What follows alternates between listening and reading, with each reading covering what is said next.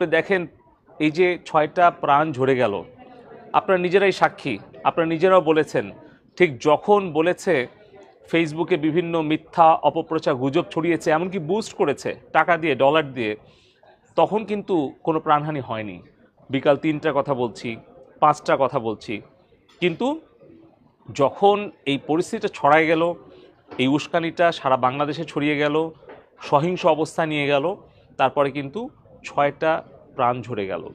এরকম ধরনের আশঙ্কা আমরা আরও করছি যে এই ধরনের সুযোগ সন্ধানী ষড়যন্ত্র, দেশবিরোধী একটা চক্রান্তকারী আছে গোষ্ঠী, তারা এই কাজগুলো করছে। তার তথ্য প্রমাণ এইটাই যে যদি তাদের অশুভ চিন্তা না থাকতো, দূরভিসন্ধি না থাকতো, তাহলে কি ফেসবুক বা ইউটিউবে যে সকল মিথ্যা প্রোপাগান্ডার মানে যেই সকল কন্টেন্ট এগুলো বেশি প্রচারের জন্য কি তারা বুস্ট করতো? তাহলে তো এই টাকাটা খরচ করতো না। আর এই টাকার উৎসকে, এই টাকার দিচ্ছে কে? তাহলে এটা তো কোনো সাধারণ ছাত্রছাত্রী করছে না। এটা আসলে আমরা পরিবেশ পরিস্থিতির বিবেচনায় রেখে আমাদের যে গোয়েন্দা সংস্থার যে রিপোর্ট এবং সব কিছু মিলিয়ে, একটা তো ছিল ধরেন যখন আন্দোলন হয় তখন একটা জায়গায় যখন বেশি মানুষের আর কি উপস্থিতি হয়, তখন কিন্তু টেকনোলজির একটা প্রবলেম তৈরি হয়।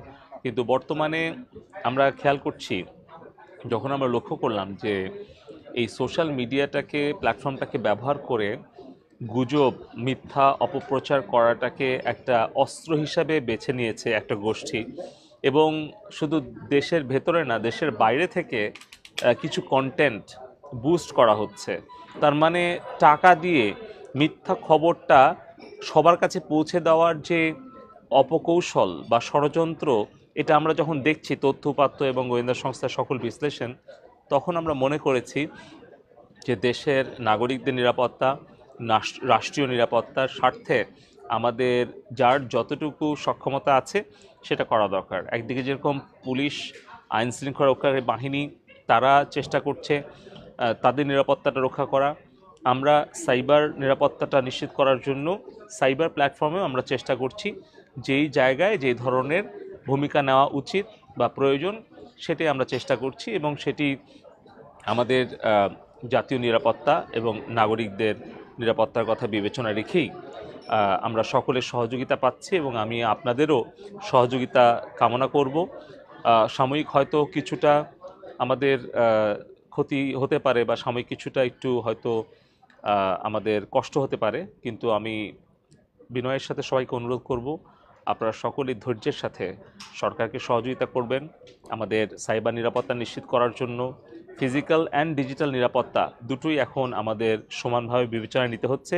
এই কারণে আমি সাংবাদিক বন্ধুগণ, গণমাধ্যম এবং দেশের সকল নাগরিকের কাছে আমরা সহযোগিতা কামনা করব, যেন সবাই ধৈর্যের সাথে এই পরিস্থিতিটা মোকাবেলার জন্য সরকারকে সহযোগিতা করে। এটার জন্য কি পূর্ব কোনো ঘোষণা ছিল এবং কতক্ষণ পর্যন্ত বন্ধ থাকতে পারে? এটা পূর্বের কোনো ঘোষণা ছিল না। পরিবেশ পরিস্থিতির প্রয়োজনীয়তার প্রেক্ষিতে গোয়েন্দা সংস্থা এবং আইন শৃঙ্খলা রক্ষাকারী বাহিনীর সহযোগিতার স্বার্থে আমরা প্রযুক্তিগত সহায়তা দিচ্ছি, এবং যত দ্রুত পরিবেশটা নিয়ন্ত্রণে আসবে, আইন শৃঙ্খলা আমাদের নিয়ন্ত্রণে থাকবে এবং আমরা এই আশঙ্কা থেকে মুক্ত হতে পারবো। এবং আমরা লক্ষ্য করছি যে কোথায় থেকে কারা এই অর্থায়নটা করছে, কোথা থেকে কারা এই কন্টেন্টগুলো তৈরি করছে, তার জন্য আমরা ফিজিক্যাল এবং ডিজিটাল ইন্টেলিজেন্স ব্যবস্থা জোরদার করছি। আমরা আশা করছি খুব অল্প সময়ের মধ্যেই পরিস্থিতির উন্নয়ন আমরা ঘটাতে পারবো। ফেসবুক এবং ইউটিউবের সাথে কোনো ধরনের যোগাযোগ হয়েছে কিনা এই কন্টেন্টগুলো নিয়ে? তারা কি বলছে? তারা যদি সহযোগিতা করতো তাহলে আমাদের কিন্তু এত কঠোর অবস্থায় যেতে হতো না। আমি কিন্তু গত 3 দিন ধরে বলছি আপনাদের কাছে যে আমরা বারবার সহযোগিতা চাচ্ছি। এখন আজকে তারা যোগাযোগ করছে, কিন্তু তারপরেও আমরা খুব বেশি আশ্বস্ত বা আশাবাদী হতে পারছি না, কারণ তারা যে সকল দুর্বল যুক্তি দেখাচ্ছে সেগুলো কোনোভাবে গ্রহণযোগ্য নয়।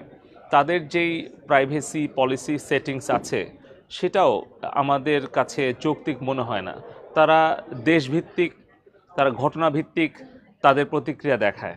তাদের পলিসি বাংলাদেশের বেলা একরকম, মিয়ানমারের বেলা একরকম, ইসরায়েল ফিলিস্তিনের ব্যাপারে একরকম, ইউক্রেন রাশিয়ার ব্যাপারে একরকম, ইউরোপ আমেরিকা অস্ট্রেলিয়ার ব্যাপারে আরেক রকম, সিঙ্গাপুরের জন্য আরেক রকম।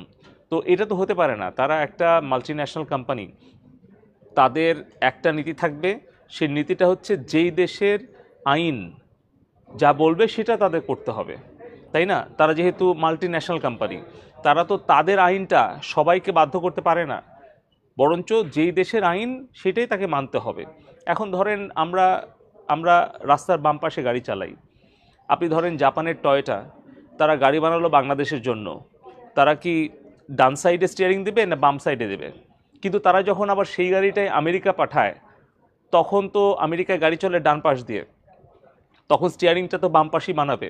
আপনি গেলে দেখবেন, আমি দেখেছি যে আমেরিকায় যখন জাপানের টয়োটা গাড়ি যায়, তারা আমেরিকার জন্যই বানায়, তখন বাম সাইডে স্টিয়ারিং দিয়ে বানায়।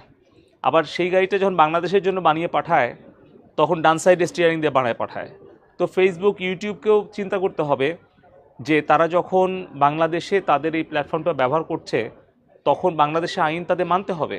আর যদি তারা তাদেরটা বাধ্য করতে চায়, আমরা তাদের নির্দেশনা মানতে বাধ্য নই। গত 3 দিন ধরে বলছি, আপনি দেখেন এই যে 6টা প্রাণ ঝরে গেল, আপনারা নিজেরাই সাক্ষী, আপনারা নিজেরাও বলেছেন, ঠিক যখন বলেছে ফেসবুকে বিভিন্ন মিথ্যা অপপ্রচার গুজব ছড়িয়েছে, এমনকি বুস্ট করেছে টাকা দিয়ে, ডলার দিয়ে, তখন কিন্তু কোনো প্রাণহানি হয়নি।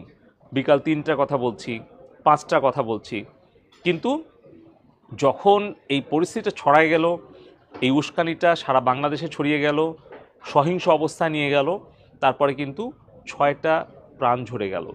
এরকম ধরনের আশঙ্কা আমরা আরও করছি যে এই ধরনের সুযোগ সন্ধানী ষড়যন্ত্র, দেশবিরোধী একটা চক্রান্তকারী আছে গোষ্ঠী, তারা এই কাজগুলো করছে। তার তথ্য প্রমাণ এইটাই যে যদি তাদের অশুভ চিন্তা না থাকতো, দূরভিসন্ধি না থাকতো, তাহলে কি ফেসবুক বা ইউটিউবে যে সকল মিথ্যা প্রোপাগান্ডার মানে যেই সকল কন্টেন্ট, এগুলো বেশি প্রচারের জন্য কি তারা বুস্ট করতো? তাহলে তো এই টাকাটা খরচ করতো না। আর এই টাকার উৎসকে, এই টাকার দিচ্ছে কে? তাহলে এটা তো কোনো সাধারণ ছাত্রছাত্রী করছে না। আর আমি এই জিনিসটাই আমি বারবার বলার চেষ্টা করছি গত 3 দিন ধরে। এবং আমরা ফেসবুক, ইউটিউব, গুগল, টিকটক সবাইকে আবারও বলে দিচ্ছি, তারা পার্সোনালিও আমাকে মেসেজ করেছে, অফিসিয়ালিও ইমেল দিয়েছে, আমরা আমাদের দেশের প্রত্যেকটি প্রাণের মূল্য আছে। এটা মানে আসলে আমরা এই এই এই প্রাণ ঝরে যাক এটা আমরা চাই না। এই ধরনের ক্ষতি আগামী দিনে যদি এদের কারণে হতে থাকে, আমরা এটা কখনোই ছাড় দেব না। তো আমি অনুরোধ করব আবারও যেন তারা এই পরিবেশ পরিস্থিতি বিবেচনায় রেখে তারা বাংলাদেশে তাদের অফিস স্থাপন করে, বাংলাদেশে তাদের ডেটা সেন্টার স্থাপন করে এবং বাংলাদেশের আইন তারা মেনে চলে।